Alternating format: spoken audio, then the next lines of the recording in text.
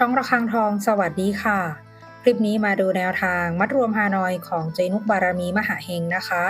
ฉบับนี้เป็นแนวทางประจำวันที่ 5 มิถุนายน 2568 ค่ะแนวทางมัดรวมฮานอยวันนี้เจให้เด่นที่ 8 ฟันที่ 8 นะคะ87 83 84ตัวเน้น 85 ชุด 3 ตัว 754 ตัดเล่นตามชอบได้เลยนะคะ แนวทางโดยเจนุกบารมีมหาเฮงค่ะ แนวทางมีเข้ามีหลุดนะคะ ถ้าใครเห็นเลขแล้วชอบค่อยตาม แต่ถ้าไม่ชอบปล่อยผ่านก่อนได้เลยค่ะ